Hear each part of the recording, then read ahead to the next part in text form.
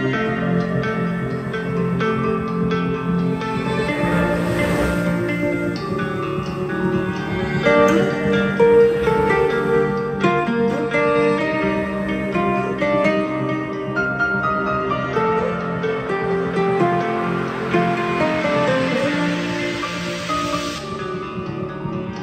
chiều vàng úa, một mình nhìn từng đợt sông, hai âu vô cánh còi.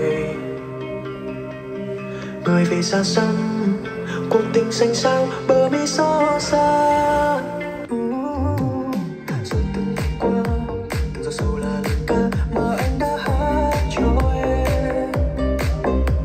Những tiếng nói chơi với chẳng ngập hồn, những ước muốn tin như theo mây vội bay.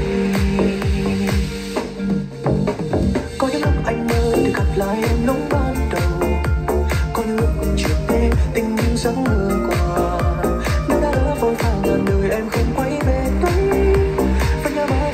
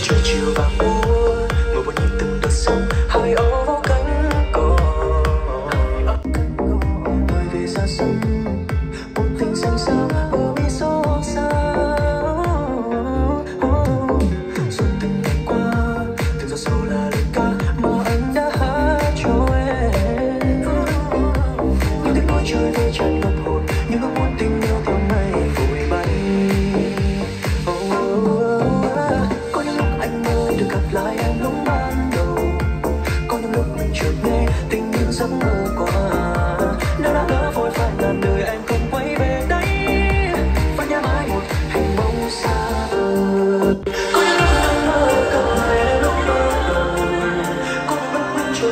Tình những giấc mơ qua, nếu đã vội phải ngàn đời em